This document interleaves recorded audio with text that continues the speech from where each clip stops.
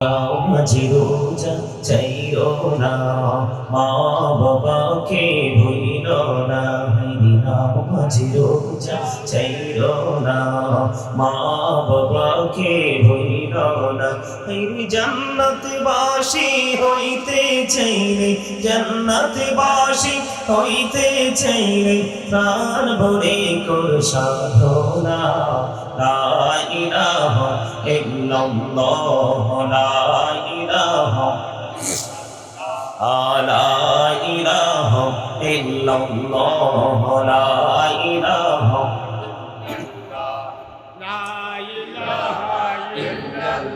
তুমি কাহুরে বানাইলা সফিউল্লাহ, তুমি কাহুরে বানাইলা নাজিউল্লাহ। ও নবীকে বানাইলা তুমি, ও নবীকে বানাইলা তুমি নূর মুহাম্মদ সাল্লাল্লাহ। লা ইলাহা ইল্লাল্লাহ, লা ইলাহা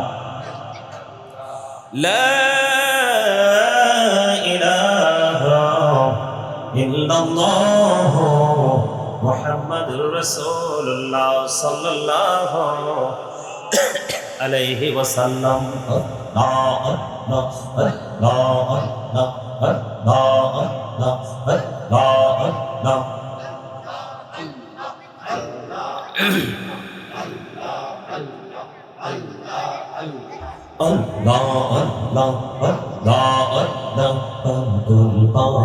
মনটা শুধু খুঁজি দিবানিসি, কে মনে করে বলবো গো দয়াল, কে মনে করে বলবো গো দয়াল, তোমায় ভালোবাসি।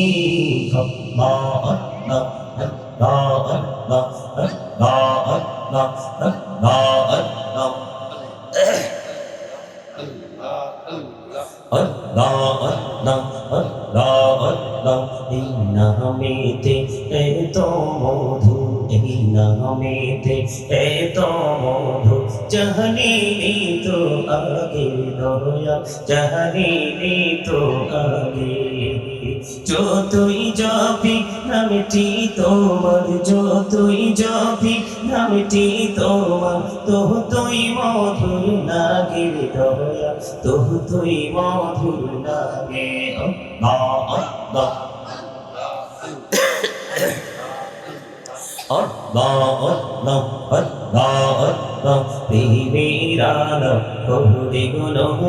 মেহরা যেতে যাইয়া,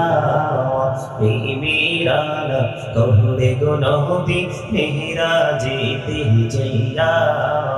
দয়াল প্রভু দিলেন মেরাজ, দয়াল প্রভু দিলেন মেরাজ, মুমিনের লাগিয়া।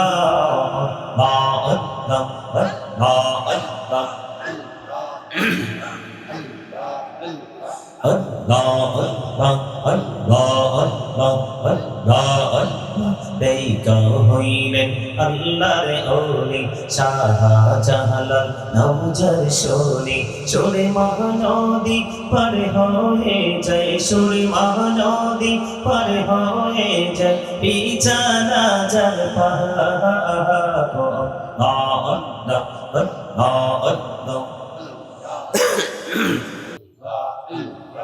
লা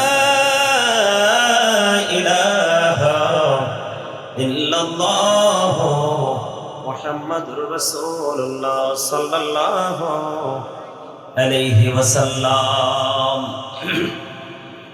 উপস্থিত সম্মানিত উলামায়ে কেরাম, আমন্ত্রিত অতিথিবৃন্দ, দাড়িপাখা আমার মুরব্বী বাবারা, যুবক ভাইয়েরা, পর্দার অন্তরালে রয়েছেন আমার মা বোনেরা, বিশেষ করে আজকে জিলানী ফুটন্ত গোলাপ স্মৃতি সংসদ এর উদ্যোগে আয়োজিত পবিত্র ঈদ মিলাদুন নবী সাল্লাল্লাহু আলাইহি সাল্লাম ও ফাতিহাজদহম উদযাপন উপলক্ষে আজিমুশান মিলাদ মাহফিলের আয়োজন করা হয়েছে। আজকে যারা টাকা দিয়ে, পয়সা দিয়ে, অর্থ দিয়ে, বুদ্ধি দিয়ে, শ্রম দিয়ে, সার্বিক সহযোগিতার মাধ্যমে আজকের এই জান্নাতের বাগান সাজিয়েছেন, সকলের প্রতি আমার আন্তরিক সালাম। আসসালামু আলাইকুম ওয়া রাহমাতুল্লাহি ওয়া বারাকাতুহু। আমরা আল্লাহ রাব্বুল আলামিনের দরবারে লক্ষ কোটি শুকরিয়া জ্ঞাপন করছি যে মহান রাব্বুল আলামিন আজকে আমাদেরকে শারীরিক মানসিক সুস্থতা নিয়ে এই জান্নাতের বাগানে আসার বসার তৌফিক দিয়েছেন এবং আল্লাহর হাবিবের শানে কয়েক মর্তবা দুরূদ ও সালাম এবং আল্লাহর জিকির করার তৌফিক আল্লাহ আমাদেরকে দিয়েছেন। সেই শুকরিয়া তার সকলে বলুন আলহামদুলিল্লাহ। আর একটু জোরে পড়েন। আপনারা কি অসুস্থ? আমার কাছে তো মনে হয় আপনারা অসুস্থ। আমি সেই মনে হয় মিনিমাম 200 কিলোমিটার উপর অতিক্রম হবে আসছি। আমি জিকির করলাম কেমনে আর আপনারা করলেন কেমনে? তো আমি আপনাদেরকে সুস্থ মানুষ বলবো কিভাবে? লাগবে না, আমার কিছু লাগবে না, চা লাগবে না, লাগবে না, লাগবে না, নিয়ে যাও নিয়ে যাও, আমার কিচ্ছু লাগবে না, শেষ পর্যন্ত লাগবে না ইনশাআল্লাহ। আমার কথাটা কি বুঝতে পারছেন? বুঝেন নাই? বুঝছেন? আপনারা বুঝছেন? আমি আপনাদেরকে বলি, এই যে চামড়ার এই দেহটা, এটা আসল মানুষ না। যদিও আমরা এটাকে মানুষ বলি, কি বলি? কি বলি? এটা আসল মানুষ নয়। যেই মানুষটা আপনাকে আমাকে চালাচ্ছে, সেই মানুষটা কিভাবে আসছে আবার কিভাবে আপনার এই নিথর দেহ পেরে চলে যাবে সেটা আপনি আমি কেউ জানি না। যেটাকে ইংলিশে বলা হয় সোল, আল্লাহর কোরআনের ভাষায় বলা হয় রূহ। কথা কি বুঝতে পারছেন? কি সে the soul is the order of my lord, قول الروح من أمر ربي, first tense, present tense, future tense, অতীত, বর্তমান, ভবিষ্যৎ। এই যেটা, এটারও বাদ দেওয়া যাবে না, কারণ খাঁচা না থাকলে পাখি থাকবে কোথায়? কথা বলে না? এটা কিন্তু একটা পাখি, খাঁচার মতো। কিসের মতো? খাঁচার মতো। এটারও একটা নাম আছে। আমরা বলি মানুষ, ইংরেজরা বলে ম্যান অথবা পার্সন। আর আল্লাহ কোরআনে কখনো বলেছেন নাস, আবার কখনো বলেছেন ইনসান। এটা হলো এই মানুষটা। কোন মানুষটা? কথা বলতে পারেন না? কোন মানুষটা? মাথা থেকে পা পর্যন্ত যে বডিটা, এটাকে আল্লাহ কখনো বলেছেন নাস, কখনো বলেছেন ইনসান। আমরা বাঙালি, বাংলা ভাষা আমরা বলি মানুষ, মরার পরে বলি দেহ, ঠিক কিনা বলেন? আর ইংরেজরা বলে মেন অথবা পার্সন। এই মানুষটা কখন মানুষ হলো আর এই মানুষটা কখন মানুষ ছিল না? সম্মানিত উপস্থিতি, আপনি আমি যখন হইনি তখনও কিন্তু আসল মানুষটা হয়ে গেছে। কোথায়? রূহের জগতে। আপনার আমার দেহ এখনো তৈরি হয়নি বাবা মার মাঝে, কিন্তু তখনও আপনার আমার মিটিং শেষ হয়ে গেছে আল্লাহর সাথে। আল্লাহ আপনার আমার সকলের আত্মাকে নিয়ে মিটিং করেছিলেন, আলাস্তু বিরব্বিকুম, আমি কি তোমাদের প্রভু নই? আমরা সকলে বলেছিলাম ক্বালু বালা, হ্যাঁ আপনি আমাদের প্রভু। তাহলে কি বোঝা গেল? আপনার আমার আসল সত্তা কোনটা? আত্মাটা। কোনটা? আত্মাটা। যখন এর দেহের মধ্যে আত্মা ছিল না তখন আপনি আমি মানুষ ছিলাম না। ছিলাম দাদাভাই, ছিলাম। যখন আপনার আমার মাঝে আত্মাটা আসছে তখন আপনার আমার নাম হয়েছে আব্দুর রহিম, আব্দুল কুদ্দুস। কথা বলে না? মা যখন কলিজা ছিঁড়ে আপনাকে মৃত্যুর ঝুঁকি নিয়ে আপনাকে পৃথিবীর আলো দেখালো, তখন আপনার আমার নাম রাখলো আপন মানুষেরা সিদ্ধান্ত করে। সেই নামে আপনাকে আমাকে এখনো পর্যন্ত ডাকছে, কিন্তু আরেকদিন ডাকটা বন্ধ হয়ে যাবে। যেদিন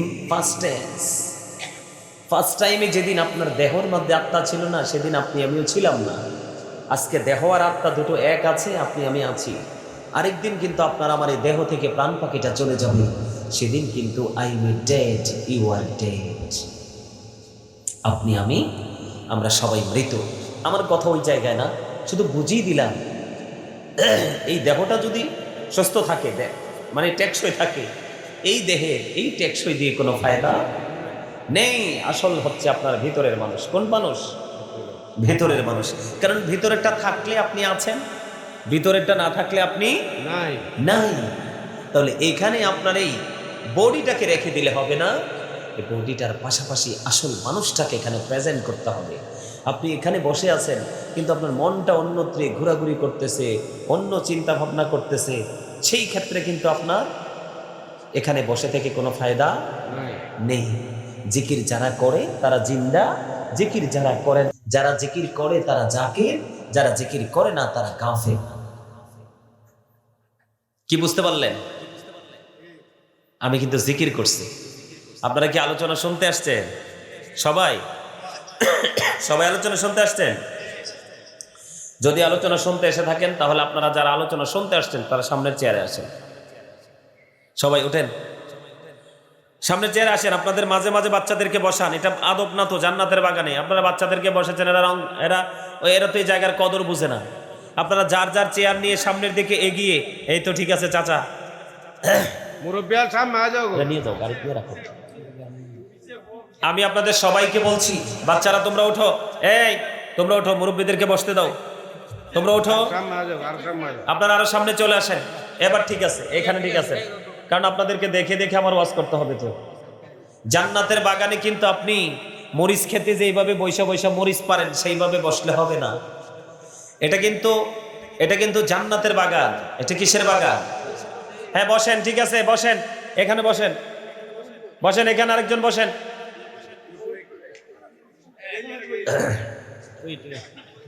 সবাই আমার সামনে চলে আসেন, পিছনটা খালি থাকুক, আমার সামনে পিছনে লোক লাগবে না, সামনে আসেন। এখানে হাজার হাজার লক্ষ লক্ষ লোক আসতে হবে মাহফিল কবুল হওয়ার জন্য, এটা শর্ত না। মাহফিল কবুল হওয়ার জন্য শর্ত হলো প্রেম এবং তাকওয়া। কি? প্রেম এবং তাকওয়া। মাহফিল শর্ত হওয়ার জন্য কোনটা বেশি প্রয়োজন? তুমি লাইটটা পরে ঘুরো না, উপস্থিতি আসবে তো, একটু পরে ফিল আপ হয়ে যাবে, তখন ঘুরাইও। এখন থাকে বাবু, শরম তো, শরম না? আপনাদের এলাকার শরম মিয়া। বাংলাদেশ ছোট হইলে কি হয়েছে? সবকিছু কম থাকতে পারে, মানুষ কি কম আছে? কিন্তু মানুষ মাহফিলে আসে না, এটাই কিয়ামতের আলামত। এটা কিসের আলামত? আমি আপনাদেরকে অত্যন্ত শ্রদ্ধার সাথে আদবের সাথে কথাগুলো বলছি এই কারণে, কারণ আপনারা আজকে আমার ফার্স্ট স্টুডেন্ট। আমার বাবার বয়সী, চাচার বয়সী, দাদার বয়সী সবাই এখানে, কিন্তু আজকে আপনারা এই মুহূর্তে আমার কাছে আমার ছাত্র। ওমা হা না কিছু দি কয় না কে?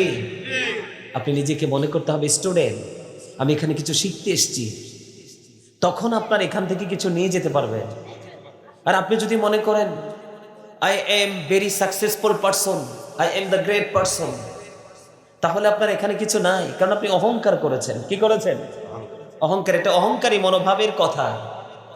আর অহংকার কার সাজে? সৃষ্টির সাজে না, সাজে স্রষ্টা, যিনি অদ্বিতীয়, যিনি লাশারি, যিনি আহার, যিনি there is no god but আল্লাহ, লা ইলাহা ইল্লাল্লাহ। উনি পারবে। অহংকার ওনার সাজে, আমাদের অহংকার সাজে না। কারণ আমরা আজকে এখানে আছি, কালকে এখানে থাকবো কিনা জানি না। আজকে যা আল্লাহ খাওয়াইছে খেয়েছি, কিন্তু আগামীকালকে খেতে পারবো কিনা জানি না। আজকে বেঁচে আছি, আগামী দিন বাঁচবো কিনা জানি না। এত কিছু অজানা থাকার পরে প্রাউড ফিল করার মনোভাব আসে কোত্থেকে? আসলে এটা কি বোকার কাজ না? কথা বলেন, আমার কথা বুঝে? এগুলো কি বোকার কাজ না? আমাদের মধ্যে অহংকার থাকা যাবে না, কারণ আল্লাহ ডাজন্ট লাইক দ্য প্রাউড। আল্লাহ অহংকারীকে পছন্দ করে না, অহংকারীকে ভালোবাসে না। অহংকারী যারা, তাদেরকে কাল হাসরের ময়দানে আপনার পায়ের নিচে পড়ে মনের অজান্তে কত পিপিলিকা পিষ্ট হয়ে যায়। অহংকারীকে কাল হাসরের ময়দানে ছোট্ট ছোট্ট পিপিলিকার মতো করে বানানো হবে, সবগুলোকে একত্রিত করা হবে, অপমান তাদের চারপাশে ঘেরাও করে ফেলবে, তাদেরকে বাউলাস নামক জাহান্নামের দিকে তাদেরকে টেনে হিসড়ে নিয়ে যাওয়া হবে। জোরে জোরে বলেন নাউজুবিল্লাহ। কথাকে বুঝে আসছে? অহংকার হলো আল্লাহর কুদরতি গায়ের চাদর। আপনি অহংকার করা মানে আপনার স্রষ্টার চাদর ধরে টান দেওয়া, আর তার ঠিকানা হয়ে যায় কোথায়? জাহান্নাম। কোথায়? তাহলে আমরা কি করব? অহংকার মুক্ত হয়ে এখানে বসবো। আমরা নিজেদেরকে অপরাধী মনে করে এখানে বসবো। কি মনে করি? আল্লাহ, সারাটা জীবন গুনাহ করেছি, আজকে আমাদের মাঝে একজন মুসাফির এসেছে, ওনার উসিলায় যদি আজকে আমাদেরকে ক্ষমা করে দাও। এটা থাকতে হবে আপনাদের মনের ভিউ, এটা থাকতে হবে আপনাদের প্রত্যাশা। সেই থিঙ্কিং যখন আপনার মধ্যে থাকবে, আপনাকে কেউ বদলাতে হবে না, আপনার ভিতরের মানুষ অটোই বদলে যাবে। আর ভিতরের মানুষ যদি বদলে যায়, তাহলে আপনার বাহিরের মানুষ কখনোই আর কলঙ্কযুক্ত অধ্যায় যেতে চাইবে যাবে। সম্মানিত উপস্থিতি, আমি আপনাদেরকে বলে রাখি, উপস্থিতি কম এটা কিয়ামতের আলামত। কারণ রসুল কিয়ামতের আলামতের মধ্যে যে আলামতগুলো বলেছে, ফার্স্ট টাইম কি হয়ে যাবে, ধর্মীয় শিক্ষা উঠে যাবে, মূর্খতা বৃদ্ধি পাবে, জিনা, ব্যভিচার, নেশা, গান, বাদ্যযন্ত্র, ইসলাম বিরোধী কাজ বেড়ে যাবে, ইহুদি নাসারাদের সংস্কৃতির চর্চা মুসলিমদের মধ্যে কায়েম হয়ে যাবে। অলরেডি হয়ে গেছে না? কথা বলেন না কেন? হয়েছে না? এই যে আমার দাদা ভাই হাত তুলে দেখাইছি, you are great my grandfather, আলহামদুলিল্লাহ বলেন। আমার দাদা কনফিডেন্সলি হাত তুলে দেখাইছে, জজবা দেখছেননি? প্রেম কিন্তু চামড়ায় থাকে না, প্রেম থাকে কলিজায়। প্রেম করতে বয়স লাগে না। আমার এই মোবাইলে একটা ছবি আছে, দেখাবো। গতকালকে গেছি, একবারে বৃদ্ধ, হাঁটতে পারে না। আমি শুয়ে রয়েছি, বুঝছেন, অনেক ক্লান্ত না, শুয়ে রয়েছি। আয়সা ডাকতেছে, আমার বন্ধু কোথায়? আমাকে মিন করে বলছে, অথচ জীবনে দেখাও নাই। আমার বন্ধু কোথায়? আমি অবাক হয়ে গেলাম। আমার কিন্তু কানে আসতেছে, একবারে বৃদ্ধ, আমার বন্ধু কোথায়? ডাক্তার। পরে দেখলাম সবাই চলে গেল, কিন্তু মুরব্বী আমার পাশে বসে আছে। তো আমি ওঠার পরে দেখলাম ঠান্ডা, আমার গায়ে যে কম্বল দিছে, কম্বলটা ওনাকে মুড়িয়ে দিলাম। দেওয়ার পরে আবার উনি বলতেছে, আমি আপনার ওয়াজ ছাড়া কারো ওয়াজ শুনি না, এবং আপনার ওয়াজ থেকে আমি এত তথ্য পেয়েছি, থাকলে আমাকে আরো কিছু শিখিয়ে দেন। সুবহানাল্লাহ বলেন না? এই জন্য বললাম, প্রেম চামড়াতে থাকে না, প্রেম থাকে কলিজায়। প্রেমের কোনো বয়স নাই। কথা কি বুঝতে পারছেন? এটা কার সাথে প্রেমের জায়গা? আল্লাহ রসুলের সাথে প্রেমের জায়গা এটা। আমি তো মুগ্ধ হয়ে গেছি, কত মনোমুগ্ধকর পরিবেশ। শীত চাইলেও আমাদেরকে অ্যাটাক করতে পারবে না, ঠান্ডা অ্যাটাক করতে পারবে? পারবে না। এত মনোমুগ্ধকর পরিবেশ, আপনারা আসতে পারেননি, এতটা হতবাগা, এতটা দুর্ভাগা, আফসোস। আমি সত্যি অসাধারণ, প্রতিদিনই তো প্রোগ্রাম করতেছি, এক এক জায়গায় এক এক রকমের ডিজাইনেবল পরিবেশ, তো তারপরেও কেন জানি অসাধারণ মনে হচ্ছে আপনাদের রুচি। কিন্তু আলোচনা শুনে আপনি যদি আপনার ক্যারেক্টারটাকে বিউটিফুল করতে পারেন, তাহলে আমি আপনাকে বলবো, আপনি সত্যিকারের সফল একজন মানুষ। কথা বলেন, কথা কি বুঝতে পেরেছেন? আমার দিকে তাকান। আমি আলোচনায় ঢুকে নেই। তাহলে মানুষের আসল সত্তা কি? তার আত্মা, দেহ নয়। আত্মা থাকলে আপনি আমি আছি, আত্মা না থাকলে আপনি আমি। কথা কি বুঝে আসছে? তাহলে এখানে রাখতে হবে কোনটাকে? আত্মাটাকে। কোনটাকে? আত্মাটাকে। সুবহানাল্লাহ বলেন আরো জোরে। আমি আজকে আলোচনা করব জুলুম নিয়ে। কি নিয়ে? আমাদের দেশে কি জুলুম বাড়ছে না? কথার জুলুম, হাতের জুলুম, মুখের জুলুম, কানের জুলুম, চোখের জুলুম, পায়ের জুলুম, আপাত মস্তকের জুলুম শুরু হয়ে গেছে অলরেডি। কথা বলেন না কেন? আজকে আমি সেই জুলুম নিয়ে আজকে আলোচনা করবো আপনাদের সামনে। শুনবেন তো একটু? জুলুম নিয়ে ওয়াজের বেশি দরকার এই কারণে, এখন পাড়ায় পাড়ায়, মহল্লায় মহল্লায়, এলাকায় এলাকায় জালেমের সংখ্যা দিন দিন বেড়ে যাচ্ছে। কথা বলেন না কেন? আরো জোরে। একটু ওয়াজ করার দরকার আছে না? তবে তার আগে আমি আপনাদেরকে একটু মজার আলোচনা শোনাতে চাই। আমি যে দুরূদ পড়লাম, কি বললাম? বন্ধুরে আমার, আমার নবী, আপনার নবী দো জাহানের বাদশা নবী রাহমাতাল লিল আলামিন, তিনি বন্ধু জানিয়ে দিয়েছেন, কেউ যদি মদিনার নবীর সাথে প্রেমের ডুরি লাগাইয়া চুমার দিনে 80 বার যদি দরুদ পড়তে পারো, তাহলে 80 বছরের সগীরা গুনাহ আমার আল্লাহ মাফ করে দেয়। সুবহানাল্লাহ। আর জোরে বলেন না সুবহানাল্লাহ। বন্ধু, আমি আমার প্রাণের রাসূলকে ভালোবেসে দরুদ সালাম পড়েছি, এই জন্য আপনাদেরকে বলে দেই, মদিনাওয়ালার সাথে প্রেমের ডুরি লাগাইয়া দরুদ পড়তে থাকেন। রাসূল জানিয়ে দিলেন, দুনিয়ায় তুমি যত বেশি দরুদ পড়বে, কাল হাসরে তত বেশি আমি নবীর কাছে থাকার সুযোগ পাবে। সুবহানাল্লাহ। জোরে বলুন না সুবহানাল্লাহ। বন্ধুরে আমার, শুধু তাই নয় রে বন্ধু, আমার রাসূল জানিয়ে দিয়েছেন, দাইলামি শরীফের মধ্যে এসেছে হাদিস খানা, হাদিসের রাবী হলেন হযরতে আনাস রাদিয়াল্লাহু তাআলা আনহু। আমার নবী, আপনার নবী, দু জাহানের বাদশা নবী রাহমাতাল লিল আলামিন, তিনি জানিয়ে দিয়েছে বন্ধুরে, কেউ যদি মদিনার নবীর সাথে প্রেমের ডোরি লাগাইয়া প্রতিদিন যদি 1000 বার যদি দরুদ পড়তে পারো, তাহলে রাসূল জানিয়ে দিলেন জান্নাত না দেখা পর্যন্ত তোমার মরণ হবে না। যদি জোরে বলুন না সুবহানাল্লাহ, আর জোরে বলুন না সুবহানাল্লাহ। নূর যদি দিতে হয় নবীকে দিও, আহা প্রাণ যদি দিতে হয়, তোমার কষ্ট যত না যিনি সইতে পারে না, তোমার কষ্ট যত না যিনি সইতে পারে না, সেই নবীকে ভালোবেসে, সেই নবীকে ভালোবেসে দরুদ পড়িও। মন যদি দিতে হয় নবীকে দিও, আহা প্রাণ যদি দিতে হয়, আহা সাকারাতের বিছানাতে কি যে যন্ত্রণা, 7 সমুদ্রের পানি দিলে তৃষ্ণা মিটবে না।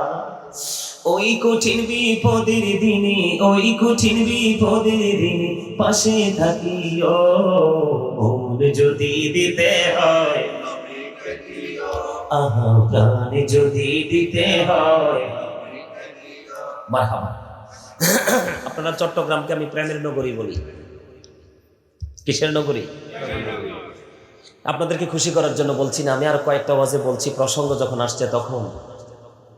আপনার আমেরিকা, লন্ডন, বিশেষ করে এই 2টা দেশে আমার অনেক বেশি মহব্বতের মানুষ, ভালোবাসার মানুষ। ইতালি, পৃথিবীর সব দেশে আছে, এর মধ্যে সবচেয়ে বেশি হলো লন্ডনে। ওরা প্রায় সময় আমার সাথে বলে যে হুজুর, চট্টগ্রামের মানুষের মধ্যে এত বেশি রসুল প্রেম, বাংলাদেশের আর কোথাও নাই এত বেশি প্রেম। এটা তো আপনাদের জন্য দলিল। অন্যান্য জেলার মানুষ যদি হাসরের মাঠে দলিল দেয়, দলিল আপনাদের নাজাতের উসিলা হয়ে যাবে। তো সুবহানাল্লাহ বলেন না?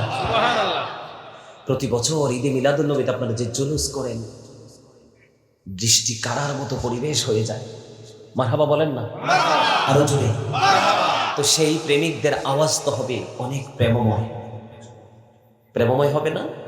অবশ্যই হবে। আপনারা গলা ছেড়ে কথা বলবেন। তাহলে দুরুদ নিয়ে আর বলি না, ছোট্ট ছোট্ট 3টা নিয়ামতের খবর বলে দিলাম। সুবহানাল্লাহ।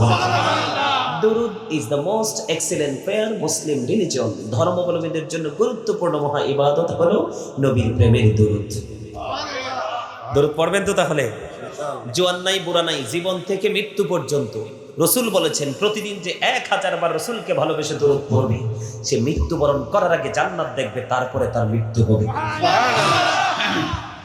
এত প্রেমের খবর কি বাদ দেওয়া যায় না?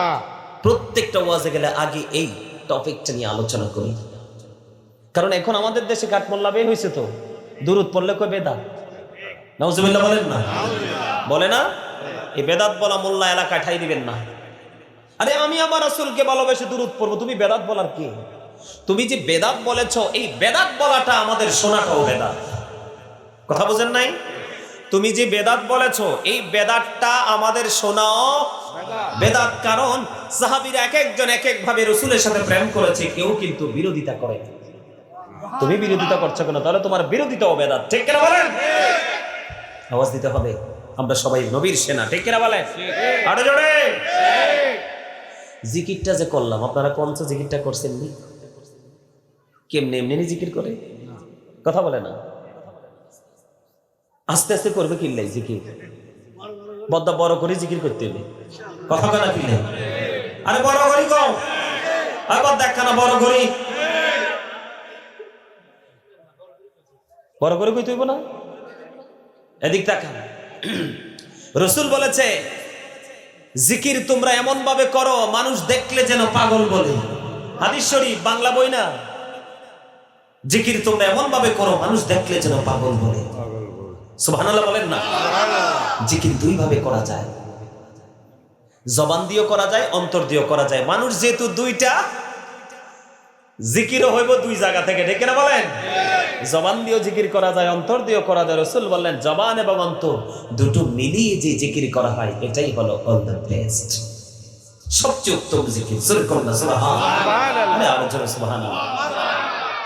আপনারা কি জানেন আপনাদের মর্যাদা আজকের জন্য কতটুকু বৃদ্ধি পেয়েছে? যারা আসেনি আর আপনারা যারা আসছেন, তাদের মধ্যে আকাশ আর পাতাল পার্থক্য। আপনারা যারা এসেছেন তারা বিজয়ী যোদ্ধা, কারণ আপনারা যুদ্ধ করেছেন কার সাথে? শয়তানের সাথে। কার সাথে? কারণ শয়তান চায় না আমরা এখানে আসি, কারণ আসলেই তো নিয়ামত। কথা বলে না? আপনারা যারা এসেছেন শয়তানকে বৃদ্ধাঙ্গুলি দেখিয়েছেন। সুবহানাল্লাহ বলে না কেন? কেন? আল্লাহ বলেছেন ইন্না কাইদা শাইতানি কানা দাঈফা। আল্লাহ বলেছেন শয়তান ডিসিপশন ইজ ভেরি উইক। শয়তানের ধোঁকা মুমিনের জন্য দুর্বল। তার মানে আজকে যে শয়তান দুর্বল এটার প্রমাণ হলেন আপনারা, কারণ শয়তান কিন্তু গেইটে দাঁড়িয়েছে আপনাকে ওভারটেক, আপনাকে আটকানোর জন্য, কিন্তু আপনি তাকে ধাক্কা মেরে ফেলে দিয়ে আল্লাহ রাসূলের প্রেমে জান্নাতের বাগানে চলে কোন সুবহানাল্লাহ। এই মানুষ এগুলো বুঝে না তো। যদি মানুষ বুঝতো, লটারির মাধ্যমে সবার আগে এসে হুজুরের সামনে বসতো। কারণ এখনকার মানুষ বোঝে না। বোঝে কোনটা? দুনিয়াতে চুরি করে, ডাকাতি করে, মানুষের হক নষ্ট করে কিভাবে নিজে টাকার পাহাড় করবে সেটা বুঝে। কিন্তু বুঝতে বুঝতে কি হয়ে গেল? ওই জালেমদের জন্য আল্লাহ কি মেসেজ দিল? সূরা আলে ইমরান 185 নম্বর আয়াতের শেষ অংশে বলেছেন আমাল হায়াতুদ দুনিয়া ইল্লা মাতাউল গুরুর। দুনিয়ার জীবন, দুনিয়ার হায়াত একটা ধোঁকা। তো যারা আজকে জান্নাতের বাগান ছেড়ে বাহিরে আছেন তারা তো ধোঁকার মধ্যে আছেন। নাউজুবিল্লাহ বলে না? আরো জোরে বলে না নাউজুবিল্লাহ। যেটা বলতে চেয়েছিলাম, জিকির কয়ভাবে করা যায়? কয়ভাবে? দুইভাবে করা যায়। জবানেও করা যায়, অন্তরেও করা যায়। জবান এবং অন্তর দুটাকে সমন্বয় করে যে জিকির করা হয় ওইটা হলো উত্তম জিকির। সুবহানাল্লাহ। বন্ধুনি আমার, পৃথিবীতে যেমন ময়লা পরিষ্কার করার যেমন উপকরণ আছে, তেমনি মানুষের মনের ঘরের ময়লা দূর করার উপকরণ হলো মাওলার জিকির। আমার আল্লাহ বলে দিয়েছেন ফাযকুরুনি আযকুরুকুম। আল্লাহ বলেছেন remember me then I will remember you. আল্লাহ বলেছেন তোমরা আমাকে স্মরণ করো, আমি তোমাদেরকে স্মরণ করব। তাহলে জিকির করলে লাভ না লস? লাভ না? সায়েন্টিফিকরা কি বলেছেন? সায়েন্টিফিকরা বক্তব্য দিয়েছেন জিকির ইজ দা হার্ট মেডিসিন। জিকির হলো হার্টের ওষুধ। জিকির কিসের ওষুধ? হার্টের ওষুধ। যত বেশি জিকির করবেন স্ট্রং থাকবে, তত বেশি বলে হুজুর জিকির কোনটা? আমার রাসূল জানিয়ে দিয়েছেন বন্ধু, সুবহানাল্লাহ বলা জিকির, আলহামদুলিল্লাহ বলা জিকির, আল্লাহু আকবার বলা জিকির, লা ইলাহা ইল্লাল্লাহ বলা জিকির। কাউকে ভালো কাজে ডাকাও এটাও জিকির, কাউকে মন্দ কাজ করতে দেখলে থামিয়ে দাও এটাও জিকির, নামাজে গিয়েছো এটাও জিকির, হজে গিয়েছো ওটাও জিকির। জোরে জোরে করুন না সুবহানাল্লাহ। আমার রাসূল বললেন ও জান্নাতের মেহমান, তোমরা যখন জান্নাতের বাগানে ঢুকে যাও তখন তোমরা জান্নাতের ফল খেয়ে নাও। ইয়া রাসূলুল্লাহ, ইয়া হাবিবাল্লাহ, নবী গো, ও প্রাণের নবী, জান্নাতের বাগানের ফলটা কি গো নবী? জানতে বড় মনে চায়। আমার রাসূল জানিয়ে দিয়েছেন বন্ধু, সুবহানাল্লাহ ওয়ালহামদুলিল্লাহ লা ইলাহা ইল্লাল্লাহ, সুবহানাল্লাহ ওয়ালহামদুলিল্লাহ লা ইলাহা ইল্লাল্লাহ, লা ইলাহা ইল্লাল্লাহ, ও লা ইলাহা ইল্লাল্লাহ। কুরসি লৌহ কলম সৃষ্টি যাহার ওসিলা, কুরসি লৌহ কলম সৃষ্টি যাহার ওসিলা।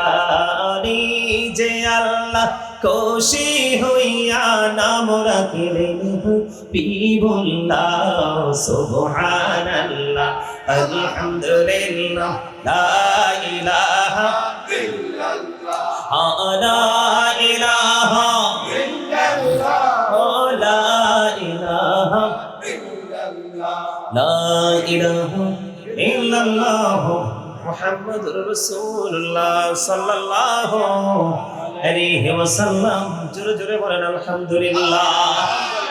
খবর মজা লাগে না? মজা না? আল্লাহ আমরা যদি দুনিয়ায় বসে বসে রাখি, আল্লাহ আল্লাহর জায়গা থেকে আমাদেরকে স্মরণ করবে। সুবহানাল্লাহ। আমি মজার একটা হাদিস শরীফ শোনাই আপনাদেরকে। আল্লাহ রাসূল বললেন, বান্দা আল্লাহকে যেমন মনে করে ঠিক আল্লাহ ওই বান্দার কাছে তেমন। বুঝেন নাই? আপনি যদি মনে করেন আপনার আল্লাহ আপনার কাছে নেয়ামত, আমি যদি মনে করি আমার আল্লাহ আমার কাছে নেয়ামত, সত্যি আল্লাহ আপনার জীবনে নেয়ামতই হয়ে যাবে। আপনার জীবনে কখনো কেয়ামত হবে না। কেন? প্রত্যেকটা জিনিস নির্ভর করে তার নিয়তের উপরে। ইন্নামাল আমালু বিন্নিয়াত। সবাই জানেন, এটা জানেন না? কথা বলেন। এবার আমার রাসূল জানিয়ে দিলেন, বন্ধু আপনি যদি একা একা জিকির করেন, মালিকও আপনার জিকির একা একা করবে। আমার রাসূল বলে দিলেন, ও বন্ধু রে, আমার রাসূল বলে দিলেন, কেউ যদি জিকির করতে করতে আল্লাহর দিকে 1 বিঘা পরিমাণে এগিয়ে যায়, আমার আল্লাহ রাসূলকে বললেন, হাবিব আপনি জানিয়ে দেন গো, আমি আমার ওই বান্দার দিকে 1 গজ পরিমাণ এগিয়ে আসি। হুজুর শুধু তাই নয়, আমার রাসূল জানিয়ে দিয়েছে, বন্ধু কেউ যদি জিকির করতে করতে 1 হাত পরিমাণ আল্লাহর দিকে এগিয়ে যায় রে, আল্লাহ আল্লাহর ওই বান্দার দিকে 2 হাত পরিমাণ এগিয়ে আসে। কেউ যদি হেঁটে হেঁটে আল্লাহর দিকে যায় জিকির করতে করতে, আল্লাহর বান্দার দিকে আল্লাহ 2 দৌড়ে চলে আসে। জোরে জোরে কোন সুবহানাল্লাহ। আমরা এই জলসায় বসে বসে মাওলার জিকির করি, আমার মালিক জানিয়ে দিলেন, দুনিয়ায় তুমি কোন জলসায় বসে জিকির করো গো, আল্লাহ রাব্বুল আলামিন তার চাইতে উত্তম জলসায় তোমার জিকির করি। সুবহানাল্লাহ। তার মানে আবার আপনারা প্রশ্ন করতে পারেন, বলে হুজুর আল্লাহ দৌড়ে আসার মানে কি? আমি 1 বিঘা গেলে আল্লাহ 1 গজ, আমি 1 হাত আগাইলে আল্লাহ 2 হাত, তার মানে হলো কি? আপনি যত দ্রুত মালিককে আপন করে পেতে চান, তার চাইতে দ্রুত আপনার মালিক আপনার আপন হয়ে যায়। সবচেয়ে বড় মজার খবর হলো, এই যে জান্নাতের বাগানে বসলাম, আমরা যা করছি সব আমাদের জান্নাতের নিয়ামত। ও বন্ধু, এখানে আপনাকে বলে গেলে চলবে না, ওয়াজ বুঝে নেন। দুনিয়ার খাবার খাইলে দেহের শান্তি মিলে, কিসের? দুনিয়ার খাবার খাইলে বডিটার শান্তি মিলে, ওই বডিটা বন্ধু প্রশান্ত হয়ে যায়। ও বন্ধু, এটা হলো দেহের খাবার, আর রুহের খোরাক হলো আমল। আমল করার পরে যার অন্তরে শান্তি মিলে, সেই বলতে পারবে যে আমার আমল মালিক কবুল করে নিয়েছে। এই জন্য নামাজ পড়লেই নামাজি হওয়া যায় না, দান করলেই দানবীর হওয়া যায় না, হজ করলেই হাজি হওয়া যায় না, মাহফিলে এসে বসলেই শুধু মাহফিলের শ্রোতা হওয়া যায় না। আপনি পরিপূর্ণতা অর্জন করতে হলে 2টো জিনিস আপনার মধ্যে রাখতে হবে। কয়টা? আল্লাযীনা আমানু, যারা ঈমান এনেছে, ওয়াকানু ইয়াত্তাকুন, এবং তাকওয়া অবলম্বন করেছে, লাহুমুল বুশরা, তাদের জন্য সুসংবাদ, ফিল হায়াতিদ দুনিয়া, দুনিয়ার জীবনে, ওয়া ফিল আখিরা, এবং পরকালের জীবনে। আপনি ইমানদার হতে হবে, সাচ্চা ইমানদার, ঠিক কিনা? ঈমান আনার পরে এরপর আপনার কলিজার মধ্যে থাকতে হবে ভয়, তাকওয়া। আল্লাহ বলেছেন, O believers you fear me, ইমানদারকে ডেকে বলেছেন তোমরা আমাকে ভয় করো। আল্লাহ তোমাকে ভয় করে লাভ হবে কি? আল্লাহ উইল ফরগিভ ইউ, আল্লাহ তোমার আমার সমস্ত জীবনের গুনাহ মাফ করে দিবে। সুবহানাল্লাহ। You are the giver of everything, আল্লাহ সব কিছুর দাতা, ঠিক কিনা বলেন? আর যারা বলেন না মজার খবর না? আরো জোরে, মজার খবর না? তাহলে দুরুদ আর জিকির বাদ দেওয়া যাবে? কথা বলেন। তবে সব জিকিরই আপনি ইজিলি করতে পারবেন, তবে 2টা জিকির ভেরি হার্ড। একটা জিকির হলো নামাজ। সুদের টাকায় জামা বানিয়ে নামাজ পড়লে লাভ হবে না। মানুষের হক নষ্ট করে খাবার খাইয়া এই দেহ দিয়ে সেজদা দিলে, কপাল দিয়ে সেজদা দিলে সেজদা কবুল হবে না। প্রস্রাব করে হুট করে পানি খরচ করে গিয়ে নামাজে দাঁড়ায় গেলে ওই নামাজ দিয়ে কোনো ফায়দা হবে না। সা'দ বিন মুআয রাদিয়াল্লাহু তাআলা আনহুর ইন্তেকালের পরে ওনার জানাজায় 70,000 ফেরেশতা অংশগ্রহণ করেছিল। তারপরেও রাসূল সাহাবাই কেরামদেরকে নিয়ে ওনার কবরের পাশে দাঁড়িয়ে দাঁড়িয়ে দোয়া করতেছে। সাহাবাই কেরাম প্রশ্ন করলেন, ইয়া রাসূলুল্লাহ, দোয়া করার কারণ কি? নবীজি বলে দিলেন, তার জীবনে এত বেশি আমল ছিল, তার জানাজায় 70,000 ফেরেশতা অংশগ্রহণ করেছে, তারপরেও তার কবর আযাবের সম্ভাবনা রয়েছে। ইয়া রাসূলুল্লাহ, ইয়া হাবিবাল্লাহ, নবী গো, কেন গো নবী? আমার রাসূল বলে দিলেন, এই কারণে, কারণ সে প্রস্রাব করে ভালো করে পবিত্র হতো না। এখনকার ছেলেরা যে অসভ্য ফ্যান করে, দাদা ভাই কি কর, যে অসভ্য ফ্যান করে, প্রস্রাব করতে বসতেই তো পারে না। টাইট ফিট, ঠিক কিনা বলেন? দাঁড়াইয়া প্রস্রাব করে দেয় ইহুদিদের মতো। নাউজুবিল্লাহ বলে। আমি ভুল বললাম? কথা কয় না, ভুল বললাম? আপনি আগামীকালকে জিন্স প্যান্টওয়ালা যদি পাঞ্জাবি না পরে শার্ট অথবা